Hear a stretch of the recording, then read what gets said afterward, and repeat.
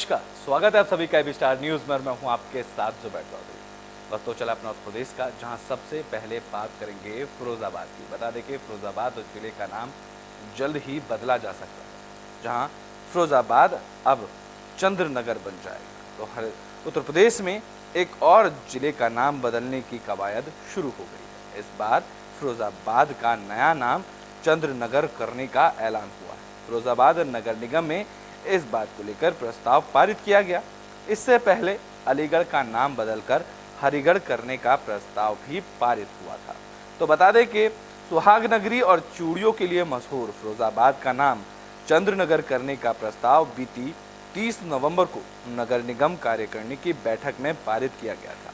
2 साल पहले जिला पंचायत की बैठक में भी ये प्रस्ताव पारित हो चुका है। बता दें कि नगर निगम की बैठक में 12 में से कुल 11 कार्यकारिणी सदस्यों ने इस प्रस्ताव का समर्थन किया, जिसके बाद नगर निगम कार्यकारिणी की बैठक में इससे जुड़े प्रस्ताव पास कर दिए गए। अब नगर निगम ने से पारित इस प्रस्ताव को अब अंतिम मंजूरी के लिए यूपी के मुख्यमंत्री योगी आदित्यनाथ की सरकार को भी भेज दिया गया है, जहां इसे अंतिम मंजूरी मिल जाएगी। मंजूरी मिलने के बाद फिरोजाबाद जिला चंद्रनगर के नाम से आगे जाना जाएगा। इस बारे में फिरोजाबाद की महापौर कामिनी राठौड़ का कहना है कि सर्वसम्मति से फिरोजाबाद का नाम बदलने का प्रस्ताव शासन को भेज दिया गया है। जैसे ही शासन से अनुमति मिलेगी, तत्काल ही अभिलेखों में नाम बदल दिया जाएगा।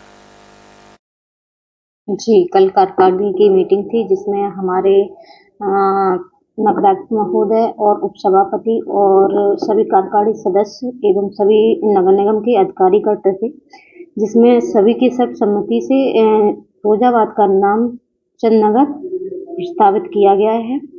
और ये पूर्व में भी चंद्रनगर नाम था फिरोजाबाद का, वही नाम अब हम दोबारा से रख रहे हैं। जो यहाँ से निगम से तो हो गया और शासन को भेजा जाएगा जल्द ही हमारा फिरोजा। तो बुलेटिन में बात कर लेते हैं संभल की, जहां से समाजवादी पार्टी के सांसद शफीकुर रहमान बर्क ने एक बार फिर से बीजेपी पर हमला बोला है। तो संभल में समाजवादी पार्टी सांसद शफीकुर रहमान बर्क ने 5 राज्यों में हुए चुनाव को लेकर बीजेपी पर निशाना साधा। जहां 5 राज्यों के चुनाव के रुझानों पर रिएक्शन देते हुए सांसद ने कहा कि रिजल्ट में गठबंधन की हवा चलेगी। रिजल्ट खुद ऐलान कर देगा कि बीजेपी की पब्लिसिटी अब खत्म हो चुकी है। उन्होंने कहा कि पब्लिक बदलाव चाहती है, देश के हालात ठीक नहीं है, निजाम ठीक नहीं है। जनता वोट की मालिक है, जनता बीजेपी के खिलाफ वोट देगी। तो वहीं जातीय गणना पर उन्होंने कहा कि जातीय गणना दूसरी सरकार भी करा देगी। जातीय गणना से पहले बदलाव की जरूरत है। संगठन की चलेगी, आप देखेंगे जब रिजल्ट सामने आ जाएगा तो सब उसका रिजल्ट जो है ये खुद बता देगा, ऐलान कर देगा कि भाजपा की जो कुछ भी पब्लिसिटी थी या भाजपा की जो उम्मीदें थी वो सब खत्म हो जाएंगी।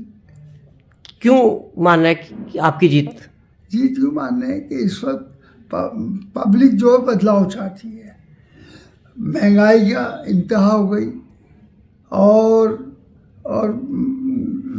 देश के अंदर बीमारी का कोई ठिकाना नहीं है। तो बुलेटिन में बात कर लेते हैं मथुरा की, जहां आने वाली 6 दिसंबर को शौर्य दिवस मनाया जाएगा। तो मथुरा में श्री कृष्ण जन्मभूमि में 6 दिसंबर को शौर्य दिवस मनाया जाएगा। इस दिन लाखों की संख्या में दीप जलाए जाएंगे। न्यास के अध्यक्ष ने सभी कृष्ण भक्तों से मंदिर पहुंचने का आह्वान किया है। न्यास के अध्यक्ष ने मीडिया को उसकी जानकारी दी। संगठन की ओर से सभी कृष्ण भक्तों से मथुरा पहुंचने का आह्वान भी किया गया है। संगठन इस दीपदान का शौर्य दिवस के रूप में मनाएगा। इस दौरान न्यास के अध्यक्ष दिनेश शर्मा का कहना है कि हम लोगों ने सभी श्री कृष्ण भक्तों से आह्वान किया है कि 6 दिसंबर को श्री कृष्ण जन्मभूमि स्थान पर जो मूल गर्भगृह है, वहां पर लाखों की संख्या में पहुंचकर दीपदान करें। इसमें प्रशासन हमारा सहयोग करे, क्योंकि संपूर्ण परिसर हिंदुओं का है। अगर प्रशासन ने इस कार्यक्रम में व्यवधान डाला तो प्रशासन को इसका जिम्मेदार खुद प्रशासन ही होगा। आज मथुरा में श्री कृष्ण जन्मभूमि संघर्ष समाज के पदाधिकारियों और सभी कृष्ण भक्तों द्वारा हिंदूवादी संगठनों द्वारा एक प्रेस कॉन्फ्रेंस का आयोजन किया गया है। उसमें हम लोगों ने सभी से आह्वान किया है कि मथुरा में 6 दिसंबर को सभी कृष्ण भक्त मथुरा आएँ और दीपदान में हिस्सा लें, क्योंकि 6 दिसंबर को भगवान श्री राम का मंदिर विधर्मियों के कब्जे से आज़ाद हुआ था। उसी प्रकार भगवान श्री कृष्ण का मंदिर बहुत जल्दी मुगल शासकों के अवैध कब्जे से आज़ाद होगा। भगवान श्री कृष्ण का मंदिर मुगल शासक औरंगजेब द्वारा कब्जा कर लिया गया था। उस पर एक बिल्डिंग बनी हुई है जिसको कथित ईदगाह मस्जिद कहते हैं। आज मथुरा में श्री कृष्ण जन्मभूमि संघर्ष समिति के पदाधिकारियों और सभी कृष्ण भक्तों द्वारा हिंदूवादी संगठनों। तो बुलेटिन में बात देवरिया की कर लेते हैं, जहां केदारनाथ मणि त्रिपाठी की 7वें पुण्यतिथि पर कार्यक्रम का आयोजन किया गया।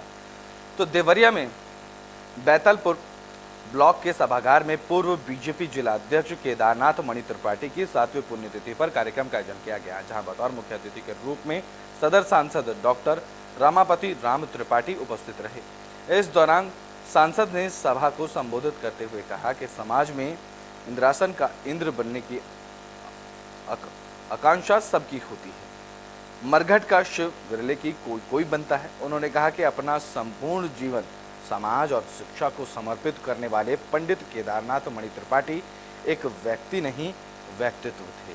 उनका पूरा जीवन समाज में एक अलग आदर्श प्रस्तुत करता है। स्वर्गीय पूज्य केदारनाथ मणि त्रिपाठी जी एक व्यक्ति नहीं, व्यक्तित्व थे। सही अर्थों में उनका जीवन आदर्श जीवन था और जीवन के हर क्षेत्र में उन्होंने एक उत्कृष्ट उदाहरण प्रस्तुत किया। एक शिक्षक के रूप में भी, धर्माचार्य के रूप में भी और भारतीय जनता पार्टी के कार्यकर्ता के रूप में, अध्यक्ष के रूप में उन्होंने जो कार्य किए वो हम सब के लिए प्रेरणा भी है और हम सब के लिए आदर्श भी है। ऐसे पूज्य। तो बुलेटिन में बात शामली की कर लेते हैं, जहां शांति समिति की बैठक का आयोजन किया गया। तो शामली में शांति समिति की बैठक का आयोजन किया गया, जहां कोतवाली के नव अंगातु कोतवाली प्रभारी समय सिंह अतुरी ने ग्राम प्रधानों और नागरिकों के साथ बैठक की। इस दौरान सीओ सिटी श्याम सिंह, नगरपालिका अध्यक्ष अरविंद सिंगल भी बैठक में मौजूद रहे। तो वहीं कोतवाली प्रभारी समय सिंह अतुरी ने चेतावनी देते हुए बताया कि नगर में अपराधियों को किसी भी प्रकार का संरक्षण नहीं दिया जाएगा, साथ ही छेड़छाड़ की घटनाओं पर प्रभावी कार्रवाई होगी। तो वहीं उन्होंने लोगों से पुलिस का सहयोग करने की भी अपील की। कोई कारण नहीं, आज सभी ग्राम प्रधानों की और सभासदों की जो है मीटिंग की गई। ये औपचारिकता की मीटिंग थी। नए यहाँ पर थानाध्यक्ष आए हुए हैं, उनसे परिचय हो जाए, ग्रामों की क्या समस्याएं हैं उससे अवगत करा दिया जाए, कुछ परेशानियां हों वो उनसे बातचीत हो जाए। दूसरे एक अपना भी इशू था कि प्रत्येक गांव में कैमरे लगने हैं, सीसी कैमरों की लगने हैं। तो बुलेटिन में बात कर लेते हैं सिद्धार्थनगर की, जहां सिद्धार्थ विश्वविद्यालय में दीक्षांत समारोह का आयोजन किया गया। तो सिद्धार्थनगर के सिद्धार्थ विश्वविद्यालय में दीक्षांत समारोह का आयोजन किया गया। दीक्षांत समारोह में राज्यपाल आनंदीबेन पटेल ने शिरकत की। इस अवसर पर डिग्री धारक 18 छात्र और 28 छात्राओं को गोल्ड मेडल और पीएचडी में 2 छात्रा और 5 छात्रों को मेडल देकर सम्मानित किया गया।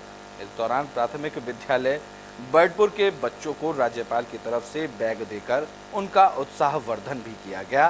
साथ ही आंगनबाड़ी कर्मचारियों को बच्चों के लिए उपहार दिए गए।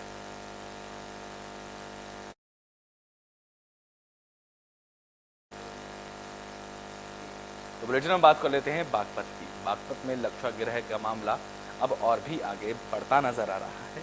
बता दें कि बागपत में लक्षागृह टीले और मजार को लेकर विवाद के चलते आ रहे विवाद में अब दोबारा दोनों पक्षों के वकीलों की बहस प्रक्रिया होगी। इसके बाद इसमें फैसला आएगा और दोनों पक्षों को इस फैसले को लेकर इंतजार करना पड़ेगा। दरअसल 52 साल से चले आ रहे इस विवाद में बागपत के सिविल न्यायालय में इसमें फैसला आने की उम्मीद थी, लेकिन अब फैसले के लिए दोनों पक्षों को इंतजार करना पड़ेगा। सिविल न्यायालय में नए न्यायाधीश की नियुक्ति होने के बाद ही इस मामले में अब आगे की प्रक्रिया शुरू होगी। इसीलिए दोनों पक्षों के वकीलों को इस पर दोबारा बहस करनी होगी और थोड़ा इंतजार और करना पड़ेगा। मेरा नाम रणवीर सिंह तोमर है। मैं एडवोकेसी करता हूँ यहाँ बागपत में पिछले 40 सालों से। देखिए ऐसा है, इसमें बहस होकर के फैसले की डेट लगी थी, परंतु वो जो पहले जज थे उनका ट्रांसफ़र हो गया है, प्रमोशन हो गया बल्कि उनका, और वो चले गए यहाँ से जो है। अब दूसरे जज साहब आए हैं, आज इसमें डेट लगी हुई है, परंतु अभी इसमें कोई जजमेंट नहीं होगा, क्योंकि ये जज साहब जो नए आए हैं तो ये पहले बहस सुनेंगे इसकी, और बहस सुनने के बाद जब जजमेंट होगा, अभी कोई होगा नहीं, इसको बहस होगी पहले। देखो ऐसा है, मुसलमान तो बुलेटिन में बात कर लेते हैं प्रयागराज की, जहां संदिग्ध परिस्थितियों में युवती की मौत का मामला सामने आया। तो प्रयागराज में शादी से पहले संदिग्ध परिस्थितियों में युवती की मौत का मामला सामने आया। जिस घर में लड़की की डोली उठनी थी, उसी घर में युवती की अर्थी उठाई गई। बता दें कि ये सारा मामला गंगानगर के सराय इनायत थाना क्षेत्र के दालापुर गांव का है। यहाँ किसान रामचंद्र बंद की 20 साल की बेटी रीना की बीते दिन बारात आनी थी, लेकिन शादी के महज एक दिन पहले दुल्हन की मौत होने से पूरे परिवार में हड़कंप मच गया। दुल्हन का शव घर के नजदीक ही झाड़ियों में मिला। जानकारी के मुताबिक मृतक दुल्हन के घर में शादी के लिए फंक्शन चल रहे थे। तमाम मेहमान घर पर मौजूद थे। इसी बीच देर रात तो घर में नाच गाना और जश्न का माहौल चल रहा था। जब सुबह लोग सोकर उठे तो दुल्हन रीना घर से गायब मिली। रीना की तलाश करने के लिए घर के नजदीकी स्थित बाग में झाड़ियों के बीच खून से लथपथ शव रीना का बरामद हुआ। रीना के शरीर पर चोट के निशान पाए गए और चेहरे को भी कुचलने की कोशिश की। इस दौरान सूचना पर पहुंची पुलिस ने शव को कब्जे में लेकर पोस्टमार्टम के लिए भेजा, जहां पुलिस इस पूरे मामले की जांच में जुट गई। आज दिनांक 2 दिसंबर 2023 को सुबह सूचना प्राप्त हुई ग्राम दलापुर, थाना सराय इनायत। वहाँ पे एक महिला रीना, जिनकी उम्र लगभग 20 वर्ष है, उनकी बॉडी मृत अवस्था में यहाँ पे गांव के एक खेत में मिली है। सूचना प्राप्त होते ही थाना प्रभारी एसीपी थरवई और मेरे द्वारा घटनास्थल का निरीक्षण किया गया है। यहाँ पे फील्ड यूनिट को बुला लिया गया है और साथ साथ डॉग स्क्वाड भी आया है, साथ संकलन। तो बुलेटिन में बात कर लेते हैं ग्रेटर नोएडा की, जहां पुलिस और बदमाशों के बीच मुठभेड़ हुई। ग्रेटर नोएडा में पुलिस और गौ तस्करों के बीच मुठभेड़ हुई। इस मुठभेड़ में पुलिस की गोली लगने से एक बदमाश घायल हो गया, तो वहीं दूसरा बदमाश मौके से फरार होने में कामयाब रहा। जहां पुलिस ने घायल बदमाश को इलाज के लिए अस्पताल में भर्ती कराया। पकड़े गए बदमाश की पहचान जमील उर्फ जालिम के रूप में हुई है, जो कि हापुड़ का रहने वाला है, जबकि घायल बदमाश का दूसरा साथी अफजल बताया जा रहा है, जो अंधेरे का फायदा उठाकर भागने में कामयाब रहा, जिसकी पुलिस अब तलाश में जुट गई है और उसके लिए कॉम्बिंग की जा रही है।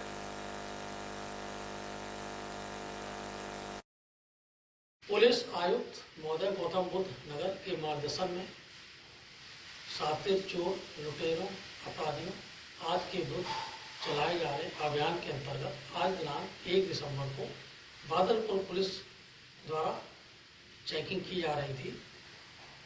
तभी एक बाइक पर 2 संदिग्ध व्यक्ति दिखाई दिए।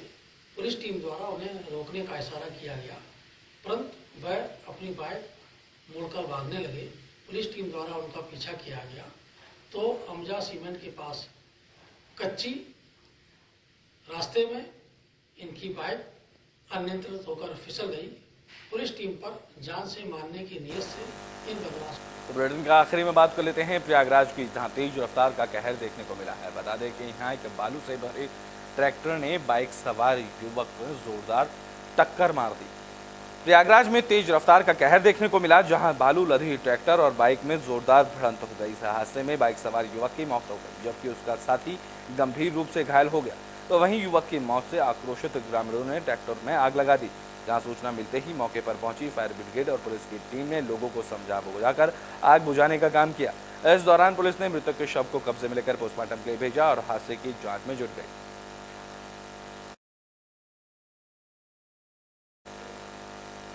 यूपी के बुलेटिन अपना उत्तर प्रदेश में भी के लिए बस इतना ही। देश और दुनिया की तमाम खबरों के लिए देखते रहें AB स्टार न्यूज।